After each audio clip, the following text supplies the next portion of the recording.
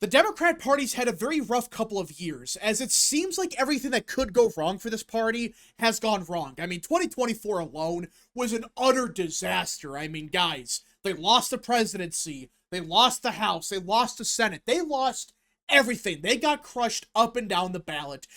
And you would think after getting wiped out in 2024 that this party would try to regroup and figure out what went wrong and try to get ready for 2026 and 2028 because things have gotten real bad for this party.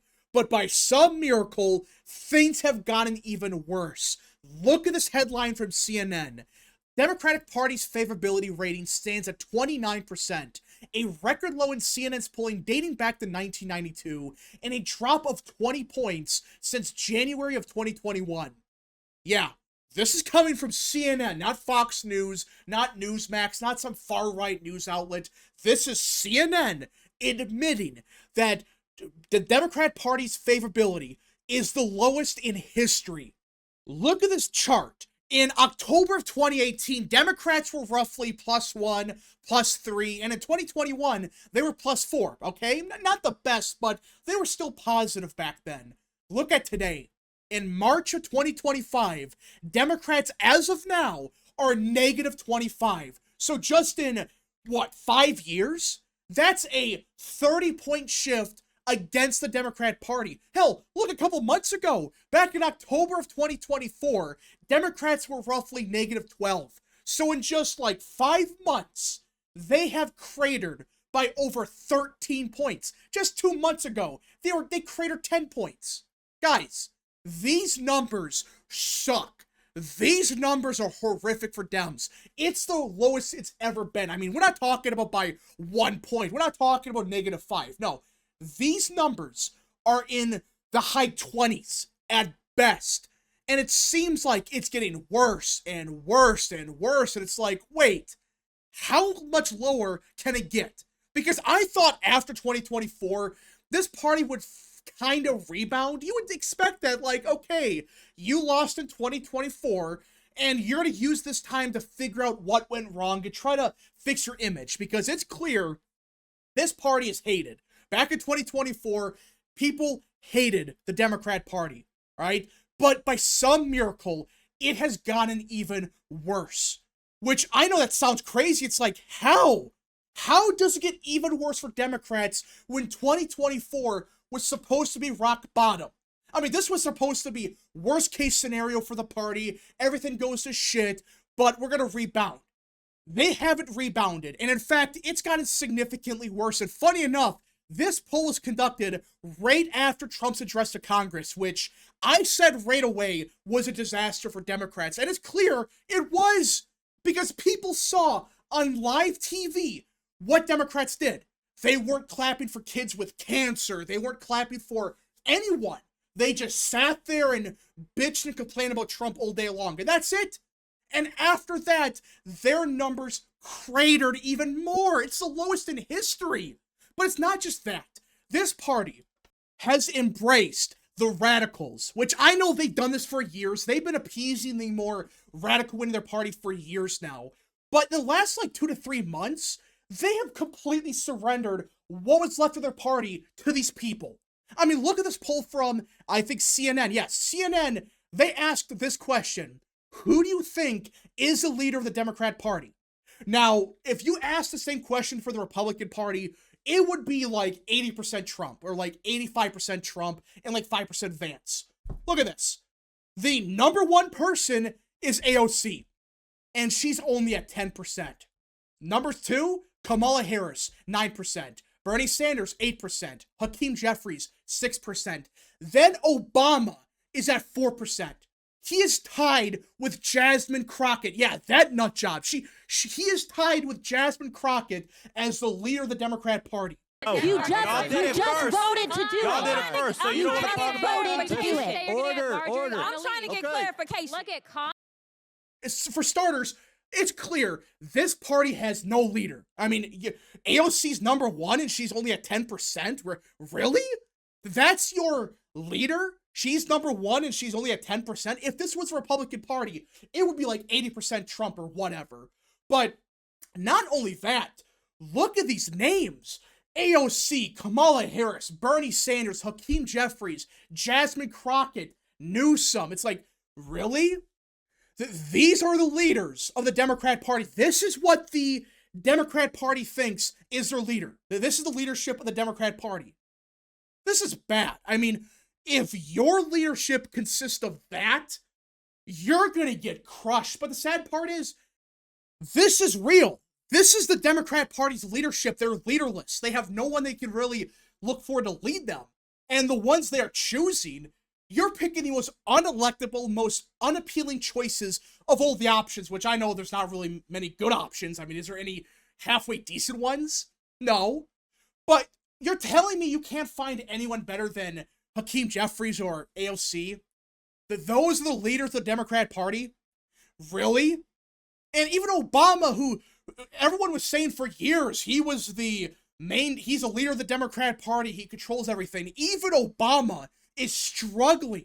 I mean, he's tied with Jasmine Crockett, one of the most radical people in the House. How the hell is that possible?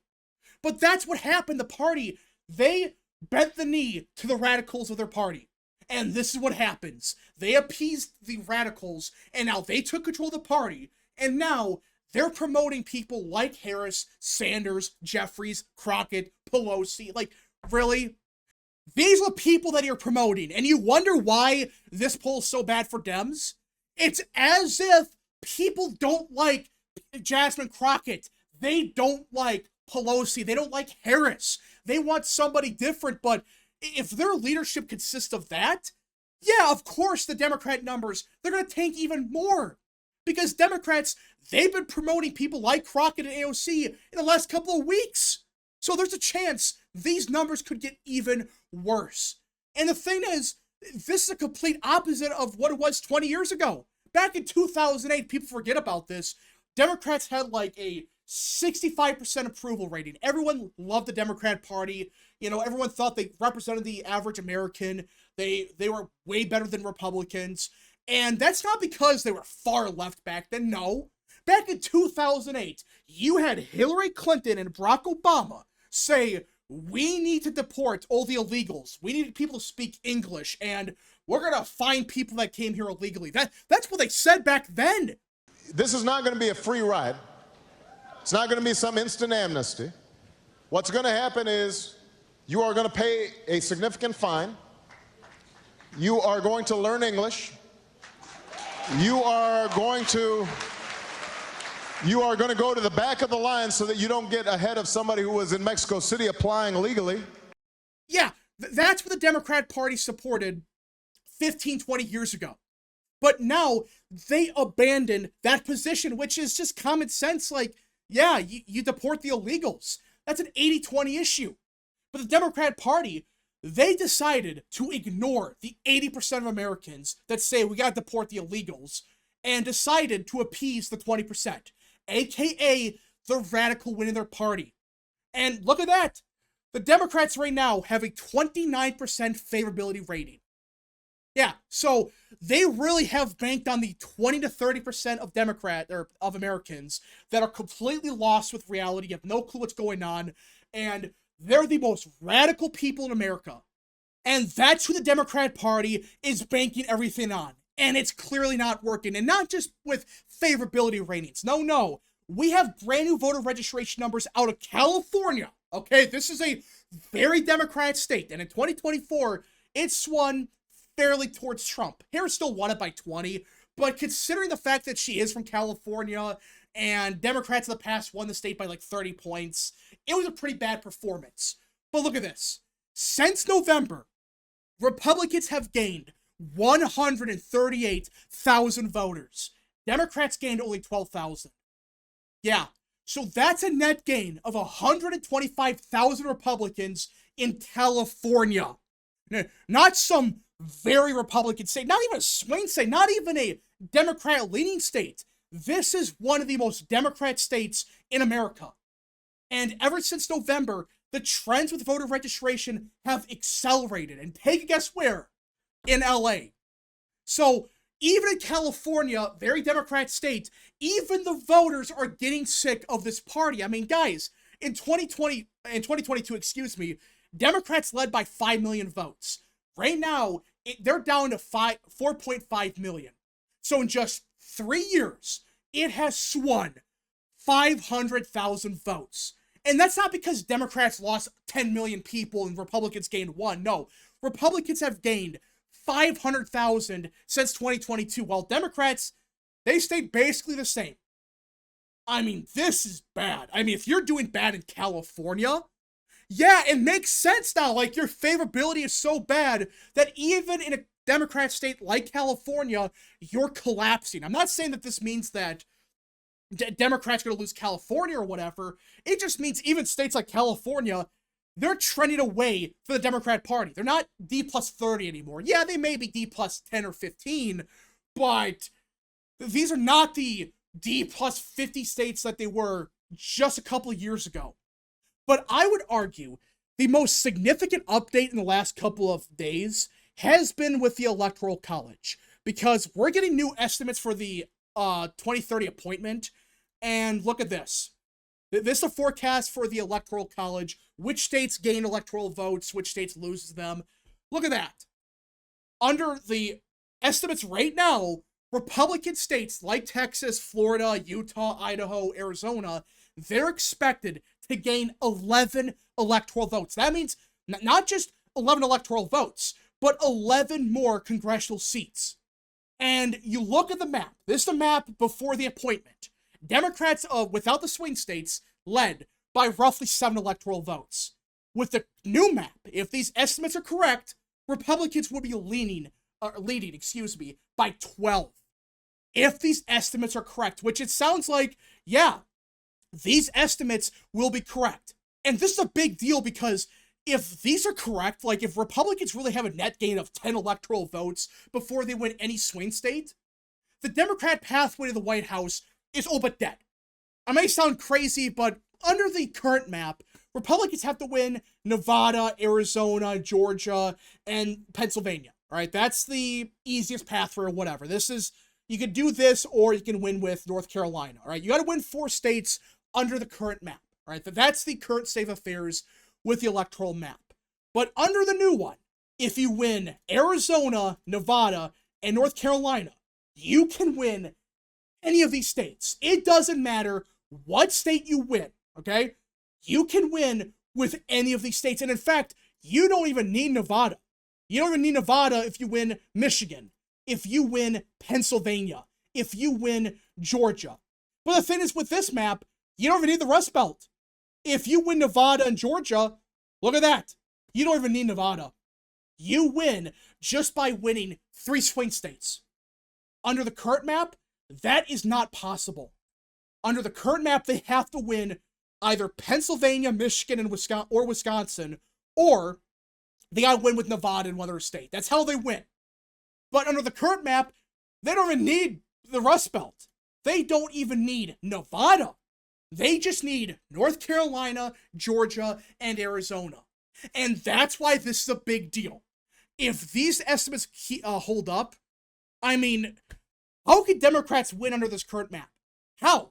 Like, yeah, they could win maybe Georgia, but the problem is, well, Republicans are looking damn good in Nevada, Arizona, North Carolina. At that point, it doesn't matter. Democrats have to win every single swing state to just barely win. Republicans, meanwhile, if they win just one state, it doesn't matter. If they win Wisconsin, it would be enough for them to win. I mean, this map is bad. I mean, this is awful for Dems.